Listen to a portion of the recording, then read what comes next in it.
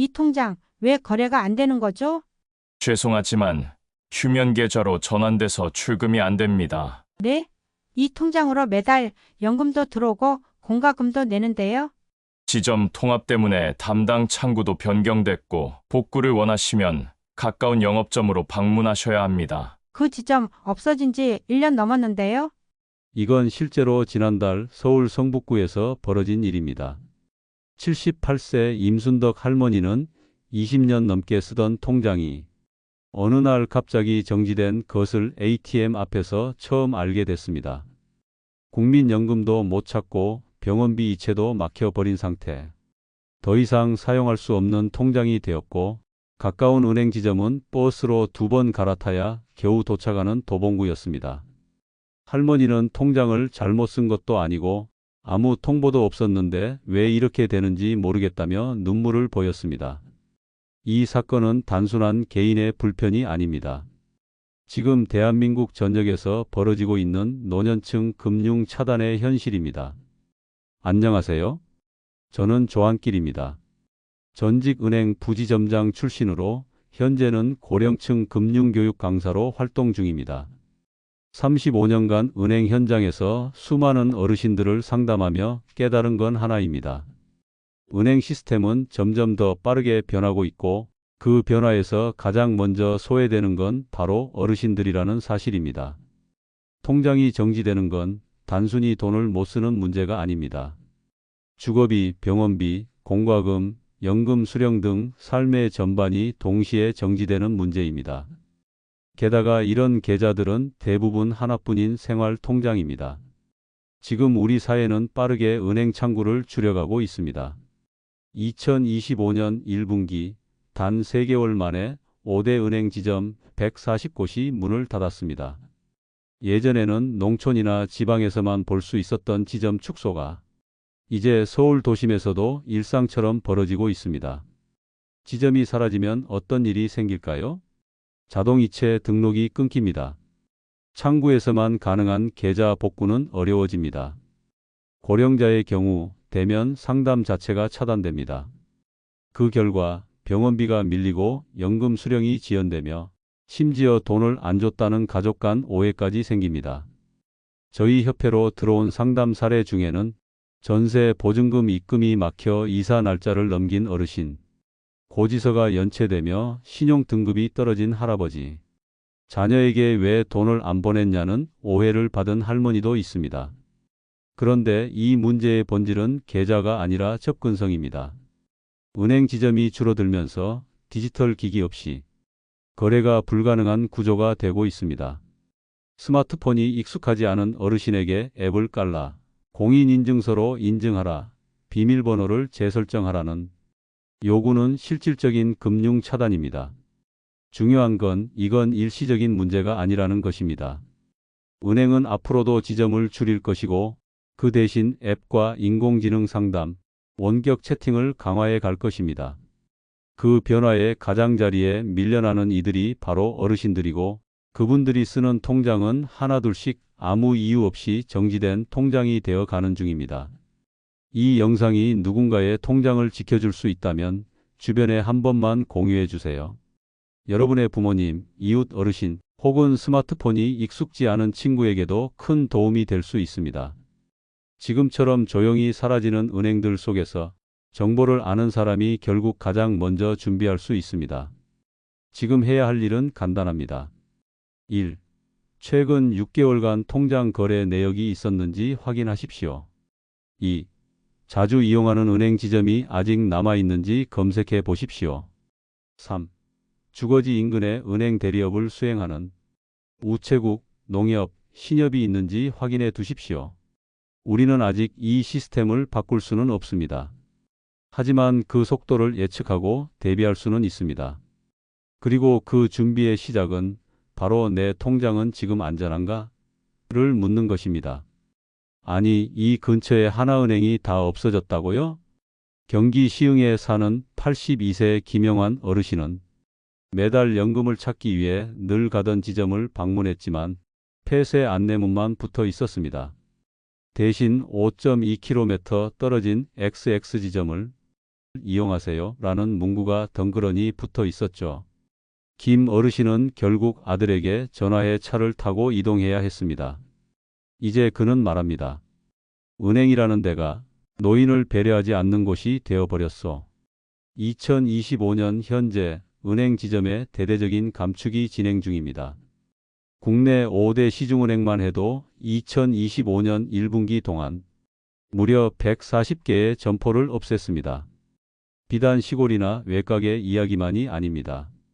서울 마포구, 강동구, 인천 계양구, 경기 고양시, 도심권에서조차 지점 하나 찾기가 점점 어려워지고 있습니다.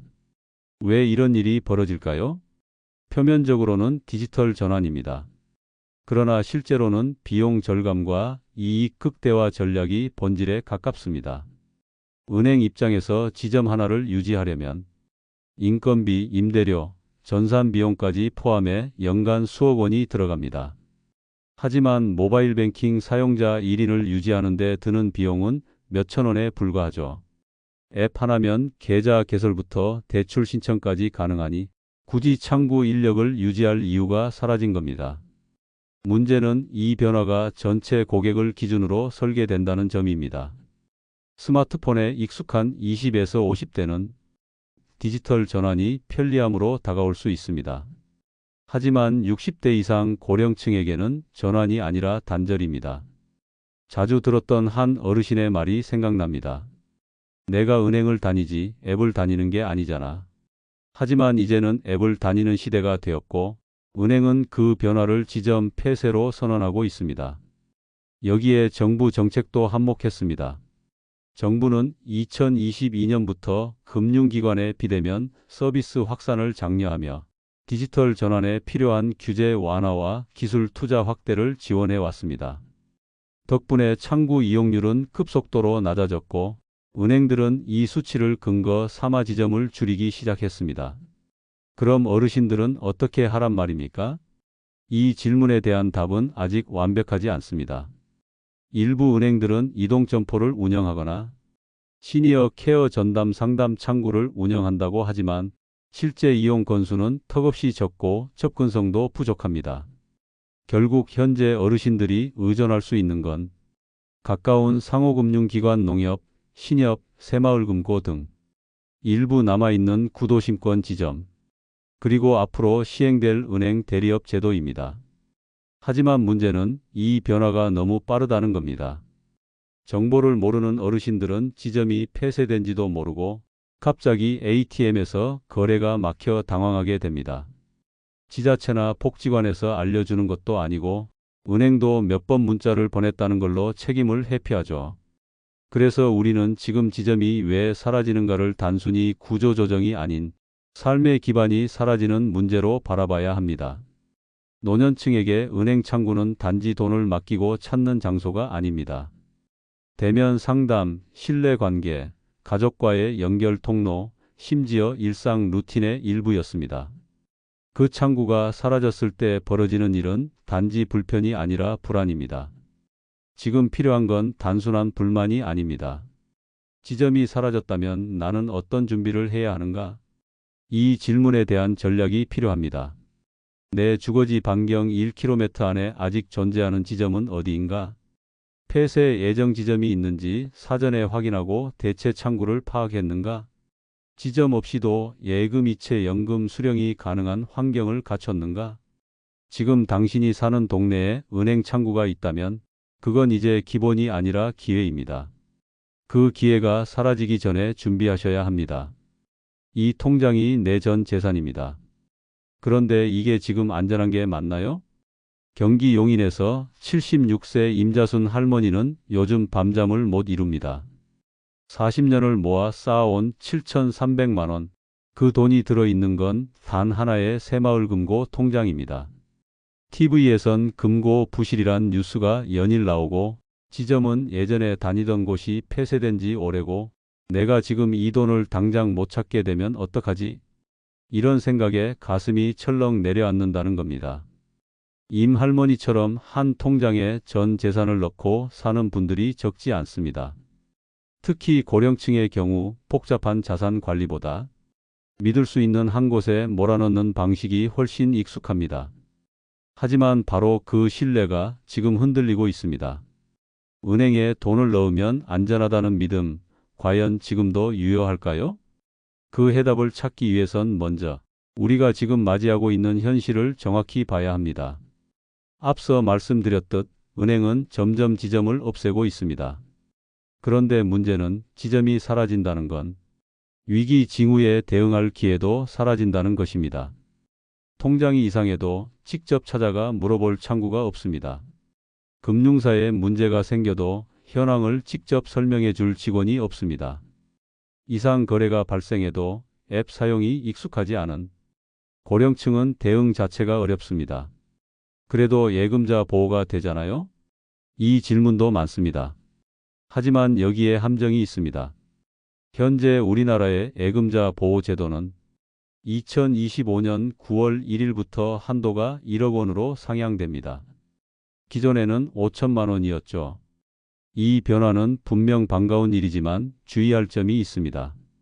첫째, 보호받는 금액은 1인당 1금융기관당 1억 원까지입니다. 즉, 같은 은행 안에 여러 통장을 가지고 있어도 합산해 1억 원까지만 보호된다는 뜻입니다. 임자순 할머니처럼 7천만 원을 한 통장에 넣고 있다면 다행이지만 그 금액이 1억 5천만 원이라면 초과된 5천만 원은 보호 대상이 아닙니다. 둘째, 보호 대상이 아닌 금융 상품도 많습니다. 주식형 펀드, ELS, 실손보험 저축형 상품 등은 보호 대상이 아닙니다. 신협세 마을 금고도 예금자 보호는 되지만 별도의 중앙회 또는 자체 책임으로 운용됩니다. 이 말은 정부가 직접 보장하는 은행보험과는 다소 다른 방식이라는 뜻입니다. 셋째, 예금보험이 발동되려면 해당 금융사가 실제로 파산하거나 영업이 정지돼야 합니다. 그 전까지는 고객은 돈을 인출하지 못한 상태에서 오직 기다려야만 합니다. 즉, 예금자 보호제도는 최후의 안전망이지 실제 생활 자금에 대한 즉각적 대응 수단은 아니라는 겁니다. 그럼 어떻게 해야 할까요? 내 돈이 어디에 있는지 아는 것이 먼저입니다. 내 자산이 어떤 금융기관에 어떤 상품으로 얼마만큼 분산되어 있는지, 보호 대상인지 아닌지를 명확히 구분하고 1억 원이 넘는 자금은 반드시 다른 금융회사로 분산해야 합니다. 예를 들어 신한은행에 1억, KB국민은행에 1억을 넣으면 각각 보호받을 수 있지만 신한은행에 2억을 넣으면 그중 절반은 보호되지 않습니다. 고령층일수록 이런 정보를 쉽게 파악하기 어렵습니다. 그렇기 때문에 자녀나 지인 혹은 은행 상담사와 함께라도 꼭 한번 전체 금융자산 현황을 점검하셔야 합니다. 지금 이 순간 가장 위험한 사람은 나는 예금자 보호가 있으니까 괜찮아라고 생각하며 아무 조치도 하지 않는 사람입니다. 불확실성이 커지는 시대입니다. 내 돈이 어디에 있는지, 그 돈을 언제 어떻게 꺼낼 수 있는지 정확히 아는 것이 노후 자산을 지키는 첫 번째 방어막입니다. 그 방어막이 흔들리는 순간 통장이 정지되고 이체가 막히고 연금이 연기되고 생활이 멈춥니다. 지금이라도 당신의 통장과 예금을 확인하십시오. 그 돈이 은행 안에 있다는 것만으로는 더 이상 안전하지 않습니다. 그 돈이 어디에, 어떤 조건으로, 어떤 위험에 노출되어 있는지를 아는 것, 그것이야말로 진짜 자산 관리의 시작입니다. 새마을 금고가 문을 닫는다고요? 제 돈은 괜찮은 거죠? 지난해 7월 대전과 광주 지역의 새마을 금고 몇 곳이 갑작스럽게 영업정지를 당했다는 뉴스를 접한 80대 박정순 어르신은 한동안 밥도 제대로 못 드셨습니다. 전 재산이 그곳에 들어 있었기 때문입니다. 30년 넘게 다녔는데 저렇게 하루아침에 셔터를 내리면 어쩌란 말입니까? 이 사태는 일시적인 해프닝이 아니었습니다. 2023년과 2024년 전국 곳곳의 새마을 금고와 일부 신협에서 부실자산 문제가 드러나면서 실제 수십 곳이 영업정지 혹은 부분 업무 제한 조치를 받았습니다. 농협, 새마을금고, 신협, 수협 이런 기관들을 우리는 흔히 동네은행, 믿을 수 있는 금융기관이라고 부릅니다. 특히 고령층에게는 가장 친숙한 곳입니다. 도시보다 오히려 농촌읍면 단위 지역에서 가장 가까운 금융창구이기 때문이죠. 하지만 이 상호금융기관들은 우리가 흔히 생각하는 시중은행과는 구조 자체가 다릅니다. 우선 이들은 대부분 중앙정부의 직접 감독을 받지 않습니다. 예를 들어 새마을금고는 금융위원회가 아닌 자체 조직인 중앙회의 관리 아래 운영됩니다. 예금자 보호 역시 정부가 운영하는 예금보험공사가 아닌 각 기관의 자체 책임입니다. 이게 무슨 뜻이냐면 만약 부실이 발생했을 때 시중은행처럼 정부가 전면에 나서서 구제하는 구조가 아니라 기관 자체에서 감당 가능한 범위 내에서 처리해야 한다는 것입니다. 2023년 대전광주 사태가 그 예였습니다. 한꺼번에 예금을 찾으려는 고객이 몰리면서 일부 금고는 실제로 현금 지급이 중단됐고 고객들은 예금보험을 신청하거나 길게는 수개월 동안 인출이 지연되는 사태를 겪었습니다. 물론 이들 기관이 모두 위험하다는 말은 아닙니다. 대부분의 지역금융기관은 지역사회에서 성실히 운영되고 있고 예금자 보호장치도 일정 수준 갖춰져 있습니다. 하지만 여기서 꼭 알아야 할 것은 이 기관들이 정부 예금보험공사와는 다른 방식으로 보장된다는 점과 문제가 터졌을 때 회복까지 시간이 오래 걸릴 수 있다는 점입니다. 고령층 고객의 경우 농협에 5천만 원, 새마을금고에 7천만 원, 신협에 3천만 원 이렇게 분산해 놓았다고 안심하실 수 있습니다.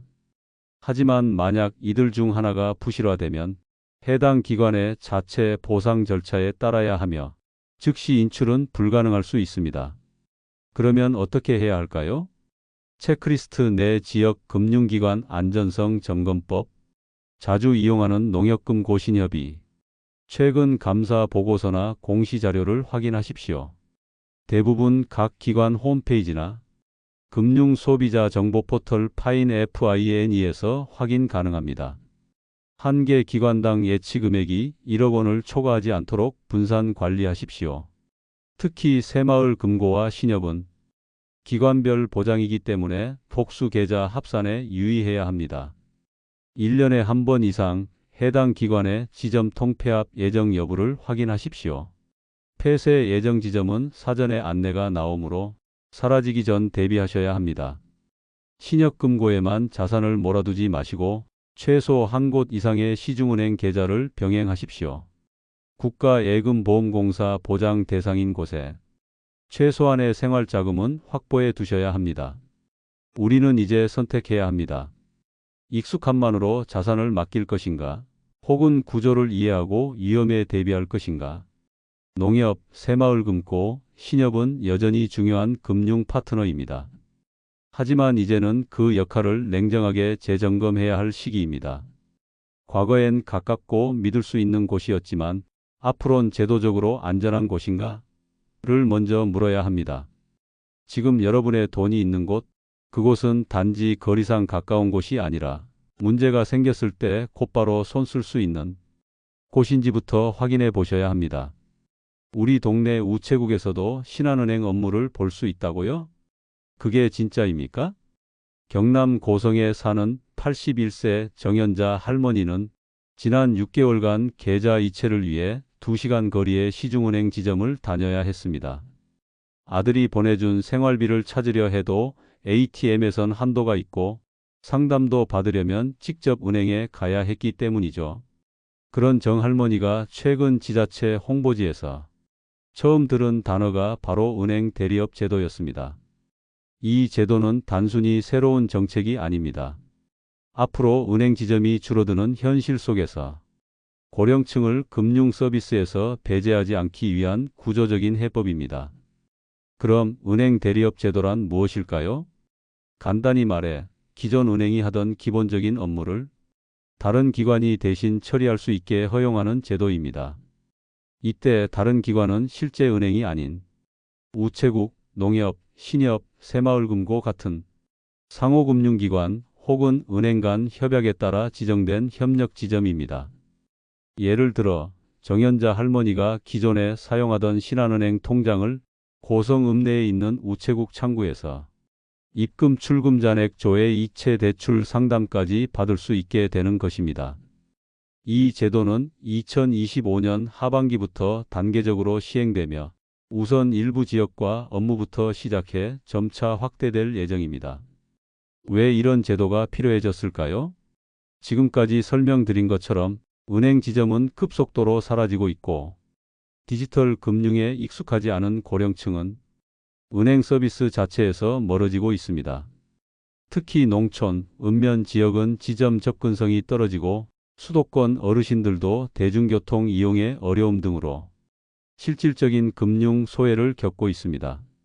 은행 대리업 제도는 그 틈을 메우기 위한 보완책입니다.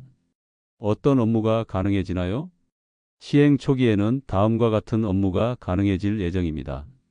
입금, 출금, 계좌 조회, 이체, 대출 상담 및 신청 접수 심사는 본점 또는 모은행이 수행, 통장 재발급, 고객 정보 변경 등 기초 창구 업무.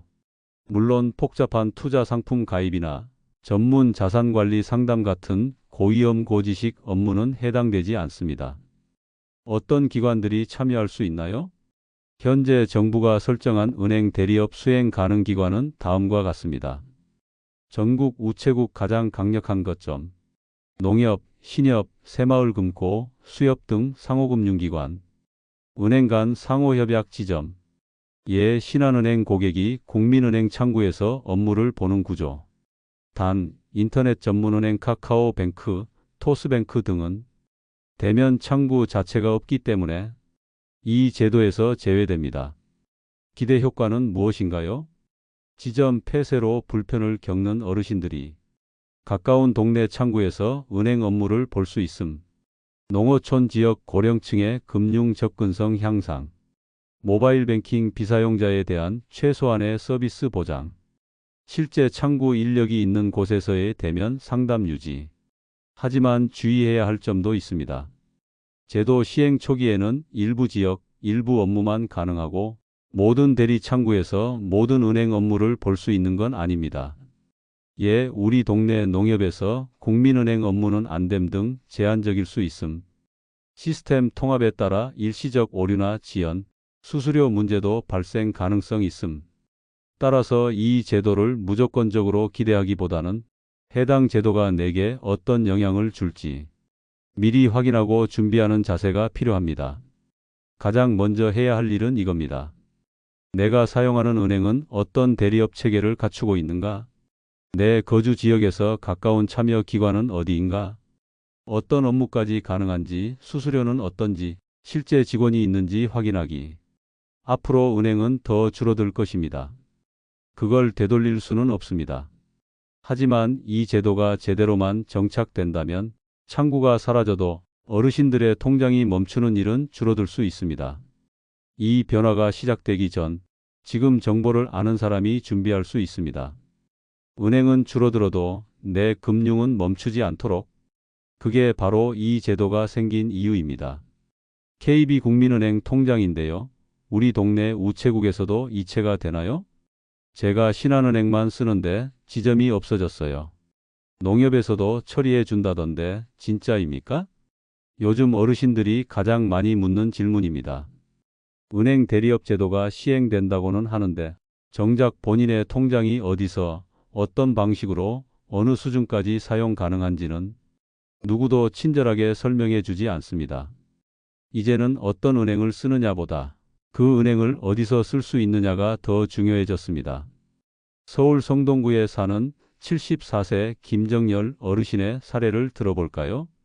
2024년 말 다니던 신한은행 지점이 통폐합됐습니다. 대체 지점은 도보로 45분 거리. 이러다 정말 큰일 나겠다는 생각이 들었다고 합니다. 그때 들은 얘기가 우체국에서도 신한은행 업무를 볼 수 있다는 거였습니다.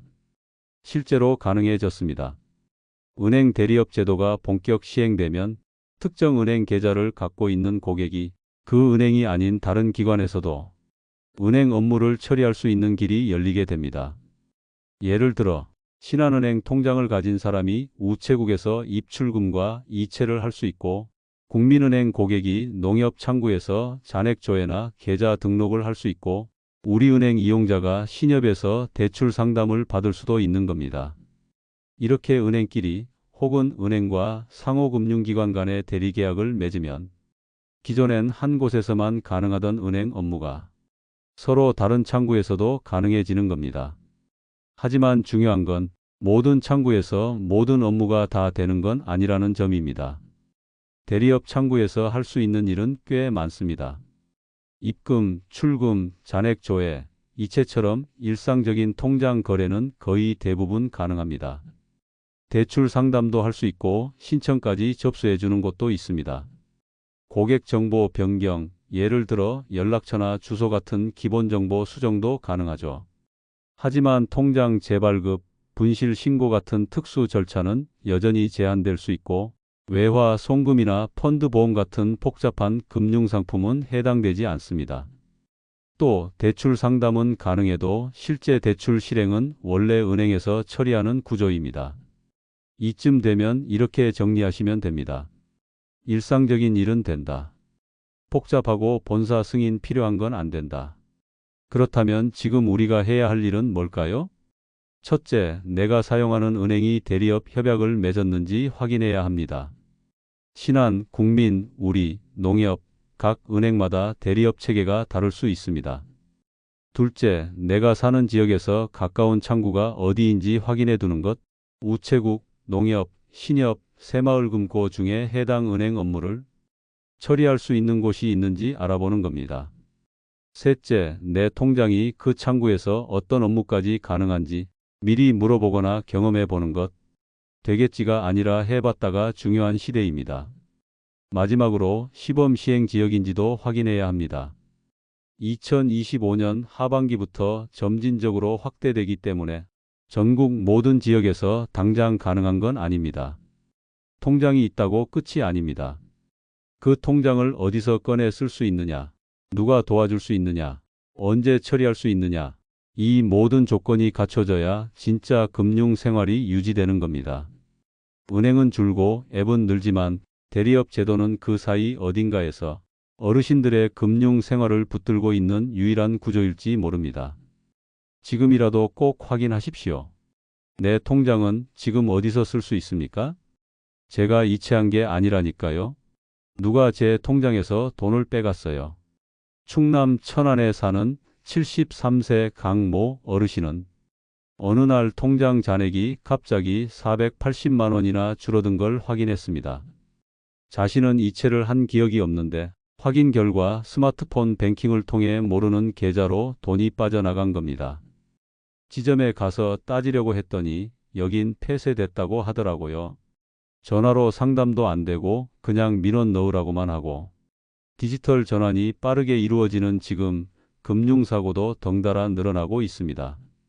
문제는 지점이 줄어든 만큼 책임질 사람도 사라졌다는 점입니다. 과연 내 통장에서 무단 이체가 발생하거나 금융사고가 났을 때 그 책임은 어디까지 은행이 져야 하는 걸까요? 우선 법적으로 은행은 고객의 자산을 안전하게 보관하고 정당한 요청에만 처리해야 할 의무가 있습니다. 하지만 실제 사고가 발생하면 그 책임의 경계는 애매해집니다. 실사례 1. 무단 이체 사고 누구 잘못인가? 스마트폰 인증을 통한 피싱 피해가 늘고 있는 요즘 가장 흔한 형태는 모르는 앱 설치 후 계좌 탈취입니다. 고령층의 경우 문자로 온 링크를 눌러 설치한 앱이 실제로는 해킹 도구인 경우가 많습니다. 이때 범죄자는 고객 인증서나 계좌 정보를 빼내 합법적 절차처럼 이체를 실행합니다. 은행은 보통 이렇게 말합니다. 고객 기기에서 정상적으로 접속되었고 고객 명의로 인증이 완료됐기 때문에 책임지기 어렵습니다. 즉, 기술적으로 고객이 실행한 것처럼 보인다면 대부분 은행은 책임을 지지 않습니다. 실사례 2. 휴면계좌 전환 거래 제한 생활비 못 찾은 사건. 서울 은평구의 80세 여성 이모 씨는 3개월간 통장 사용이 없었다는 이유로 휴면 전환 조치가 되면서 병원비 이체를 못해 입원 날짜를 놓친 일이 있었습니다. 은행은 규정에 따른 자동 조치였다고 설명했습니다. 그렇다면 미리 안내하지 않았던 건 잘못이 아닐까요? 이 역시 대부분 고객 연락처가 최신이 아니었다. 문자를 발송했으나 확인하지 않았다는 이유로 은행 책임은 회피됩니다. 지점이 없어졌을 때 누가 책임지나요? 가장 큰 문제는 지점이 통합 폐쇄된 이후 발생하는 사고입니다. 통장 분실 후 재발급을 받으려는데 지점이 없어져 신분 확인을 못해 불가능.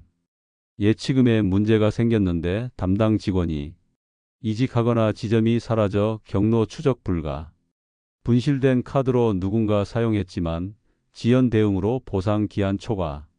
이런 상황에서 고객들은 말합니다.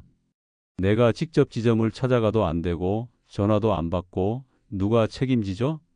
은행은 이렇게 답합니다. 고객 책임과 시스템 책임은 구분되어야 합니다. 즉, 은행은 시스템대로 작동했으며 고객의 실수나 부주의에 의한 사고는 보상 대상이 아니다라는 입장입니다. 그렇다면 우리는 어떻게 대비해야 하나?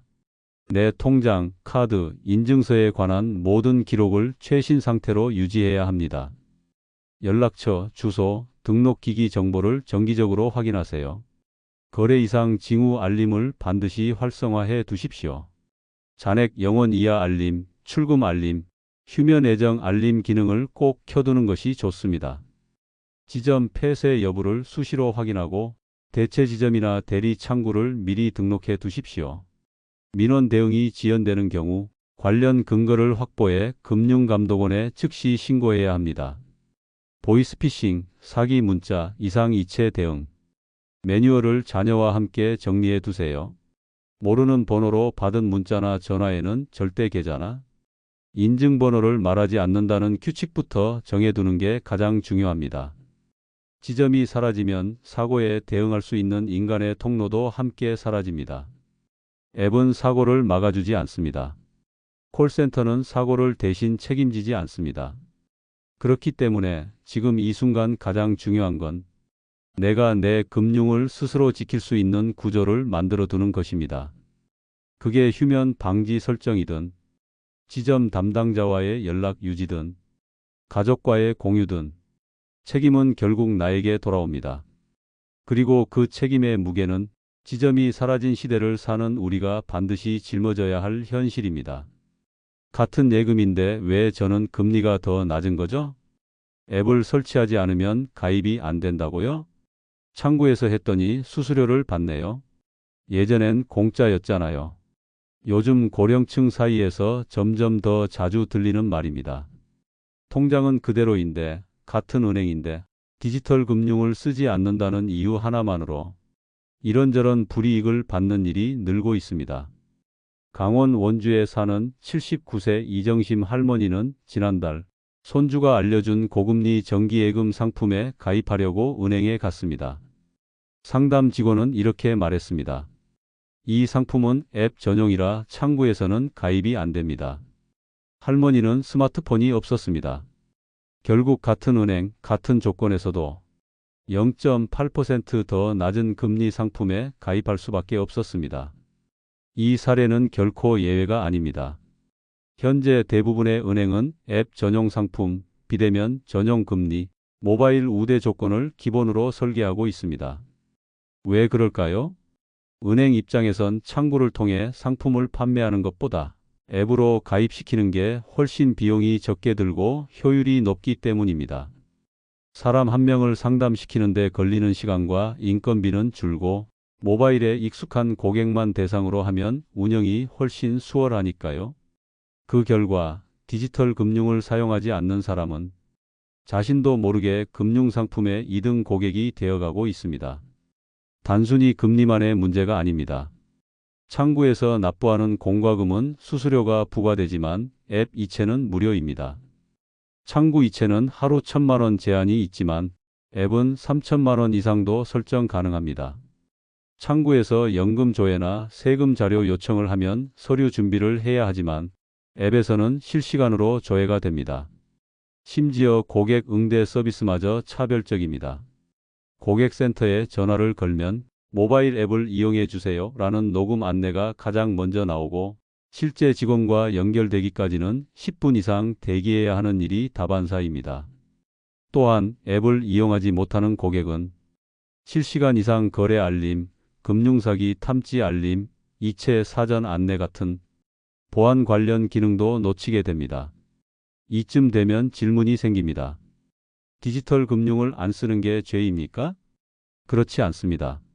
하지만 지금의 시스템은 그렇게 만들어지고 있습니다.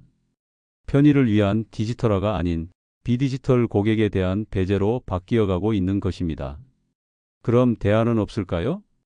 다행히 일부 은행에서는 시니어 전용 모드나 간편 앱을 제공하고 있고 노인복지관이나 주민센터, 통신사 등에서 기초 스마트폰 교육을 운영하고 있습니다.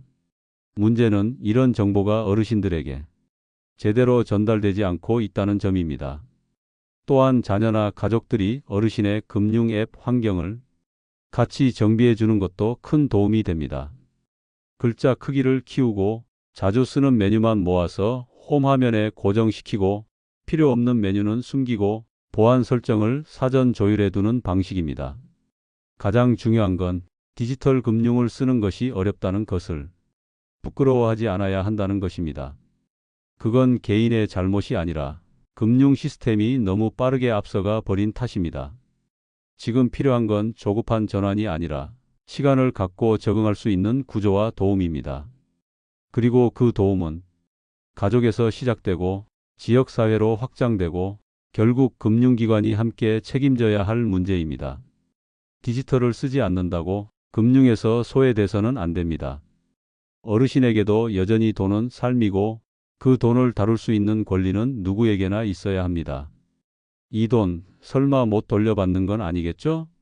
경기도 부천의 77세 박혜순 할머니는 얼마 전 뉴스를 보고 불안해졌습니다. 예금자 보호 한도가 1억으로 올라간다는 보도였습니다. 지금은 5천만 원까지만 보호되니까 내 돈이 다 보호받는 건 아닌 거네? 자신이 평생 모은 돈은 7,200만 원. 한 은행에 전부 넣어뒀습니다. 아무 문제가 없어 보였던 그 돈이 순간적으로 불안한 숫자로 바뀌었습니다. 우리는 흔히 예금자 보호 제도가 있으니 괜찮다고 말합니다. 하지만 그 제도가 정확히 어떻게 작동하고 어떤 경우에 나를 보호하지 못하는지는 잘 알지 못합니다.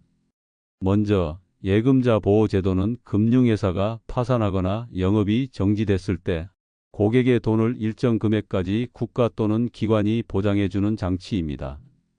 기존 한도는 5천만 원. 하지만 2025년 9월부터는 1억 원으로 상향됩니다. 이는 분명 반가운 변화입니다. 하지만 여기엔 반드시 알아야 할 단서가 있습니다. 첫째, 보호되는 건 1인당 1금융회사 기준입니다. 신한은행에서 여러 통장을 가지고 있어도 합산 금액이 1억 원을 넘으면 초과분은 보호받지 못합니다. 예를 들어 1억 5천만 원을 하나의 은행에만 넣어두었다면 5천만 원은 위험에 노출되어 있는 겁니다. 둘째, 보호되지 않는 상품도 많습니다. 주식형 펀드, ELS, 실손보험 형태의 저축, 일부 외화예금, 그리고 일부 상호금융기관의 특수상품은 예금자 보호 대상이 아닙니다. 가입할 때 예금자 보호법 적용 대상이라는 문구가 없는 상품은 반드시 의심해 봐야 합니다. 셋째, 실제 보장이 이루어지기까지는 시간이 걸립니다. 보호가 발동되려면 그 금융기관이 먼저 문을 닫아야 합니다. 그리고 예금보험공사나 중앙회가 심사를 마치고 순차적으로 보상 절차를 진행합니다. 즉, 사고가 터졌을 땐 바로 돈을 찾을 수 없습니다. 이건 보호가 아니라 회복이라는 말이 맞습니다. 그래서 지금 우리가 해야 할 일은 얼마까지 보호되느냐가 아니라 내 자산이 지금 어디에 어떻게 분산되어 있느냐를 점검하는 것입니다. 만약 1억 원 이상을 가지고 있다면 한 금융기관에 몰아넣지 말고 신한은행 7천만 원, 국민은행 5천만 원, 농협 3천만 원처럼 서로 다른 금융회사에 나눠서 보관해야 합니다. 특히 신협, 새마을금고, 수협 같은 상호금융기관은 예금자 보호공사가 아닌 중앙의 자체 보호 시스템을 따르므로 해당 기관의 보장 방식도 함께 확인해야 합니다. 보호 범위는 같지만 대응 속도나 절차는 조금 다를 수 있습니다. 그리고 꼭 기억하셔야 할 점이 하나 더 있습니다. 예금자 보호는 선택이 아니라 조건입니다. 상품을 가입하기 전에 그 상품이 보호 대상인지 아닌지, 예금보험 로고가 있는지 없는지부터 반드시 확인하고 가입하셔야 합니다. 지금 당신의 예금이 어디에 있든 그 돈이 어떤 상황에서 어떻게 보호되는지 정확히 알고 계셔야 합니다. 예금자 보호 제도는 존재합니다. 하지만 그 제도는 당신이 잘 알아야 비로소 제대로 작동합니다. 소장님, 통장을 4개나 나눠놨는데 저 이거 잘한 건가요? 충북 청주에 사는 75세 김경자 어르신은 최근 들어 불안한 마음에 돈을 여기저기 나눠 넣기 시작했습니다. 하나는 신한은행, 하나는 농협, 또 하나는 새마을금고, 그리고 마지막은 저축은행. 하나가 망해도 나머지는 살겠지 싶어서요. 이건 매우 흔한 고령층의 대응 방식입니다. 통장을 여러 개로 나누면 안전하다는 믿음. 어느 정도는 맞습니다. 하지만 정확히 어떤 기준으로 분산해야 안전한지 모르면 오히려 더 위험해질 수도 있습니다. 우선 예금자 보호 제도와 연계해 설명드리면 이렇습니다. 같은 금융회사 안에 통장을 열게 만들어도 보호는 합산해서 1억 원까지입니다. 즉, 신한은행 통장이 여러 개 있어도 전체 잔액이 1억 원을 넘으면 초과분은 보호되지 않습니다. 반대로 다른 금융회사로 나눴을 경우 예금자 보호는 각 회사마다 1억 원씩 따로 적용됩니다. 즉, 신한 1억, 국민 1억, 우리 1억이라면 총 3억 원을 안전하게 분산할 수 있는 셈입니다. 하지만 이때 주의해야 할 점도 있습니다. 첫째, 금융회사 구분이 애매할 수 있습니다. 같은 계열이라도 은행과 보험사, 증권사는 각각 다른 회사로 인정됩니다. 예를 들어 신한은행과 신한생명은 예금자 보호상 서로 다른 기관입니다. 하지만 신한은행 안에서 통장만 여러 개 만드는 건 아무 효과가 없습니다. 둘째, 예금자 보호가 적용되지 않는 금융상품도 많습니다. ELS, 일부 외화예금, MMF, 특정 적립식 펀드 등은 보호 대상이 아니기 때문에 아무리 통장을 나눠도 의미 없습니다. 셋째, 상호금융기관은 예금보험공사가 아닌 자체 중앙회 보장입니다. 농협수, 협신협세, 마을금고 등은 각각의 중앙회에서 예금을 보장하므로 동일하게 1억 원 한도가 적용되지만 사고가 터졌을 때 보상까지 걸리는 시간과 절차는 더 길 수 있습니다. 그렇다면 어떻게 나누는 게 가장 좋은 전략일까요? 통장 분산 이렇게 하십시오. 1억 원 이상 예금이 있다면 최소 2개 금융회사로 분산하십시오. 예, 신한은행 6천만 원, 국민은행 4천만 원. 한 회사에 2개 이상의 통장이 있다면 잔액 총합이 1억 원 이내인지 꼭 확인하십시오. 자주 사용하는 생활비 계좌와 비상금 계좌를 분리하십시오. 소비용, 고정지출용, 의료비금용, 장기저축용 통장을 따로 구분하면 사고 시 전체 자산이 묶이는 것을 방지할 수 있습니다. 가급적 시중은행 한 곳 이상은 반드시 포함하십시오. 상호금융기관에만 자산을 몰아두는 것은 리스크가 큽니다. 모든 계좌의 거래 내역을 주기적으로 확인하고 휴면 전환 여부를 체크하십시오. 오래 쓰지 않은 통장은 정지되거나 보호에서 제외될 수 있습니다. 통장을 여러 개 만든다고 무조건 좋은 게 아닙니다. 어디에 얼마를 왜 분산하는지 이유가 분명해야 안전합니다. 또 하나 중요한 건 통장이 많아질수록 자산 관리가 어려워지고 사기 노출도 커진다는 점입니다. 모르는 문자를 통한 낚시 이체, 오래된 계좌를 노린 피싱, 그런 사고도 분산 계좌 때문에 발생하는 경우가 많습니다. 그러니 지금 이 시간 당신의 통장이 몇 개인지, 그 안에 얼마가 들어있는지, 그 은행이 어디 소속이고 어떤 보호를 받는지 하나하나 확인하고 적어 두십시오. 지금 그걸 해두는 사람이 진짜로 위기 상황에서 자기 돈을 지킬 수 있습니다. 하지만 문제는 이렇게까지 조심했는데도 실제로 터지는 곳은 따로 있다는 겁니다. 금고에 넣은 돈을 못 찾았다. 정부가 제도를 바꿨는데 아무도 몰랐다. 이런 일이 지금도 전국 곳곳에서 벌어지고 있습니다. 정말 안전한 금융기관은 어디일까요? 예금자 보호 제도만 믿고 있어도 괜찮을까요? 우리는 무엇을 놓치고 있는 걸까요? 이번 주 금요일 2부 영상에서 그 실체를 낱낱이 파헤치겠습니다. 절대 놓치지 마십시오.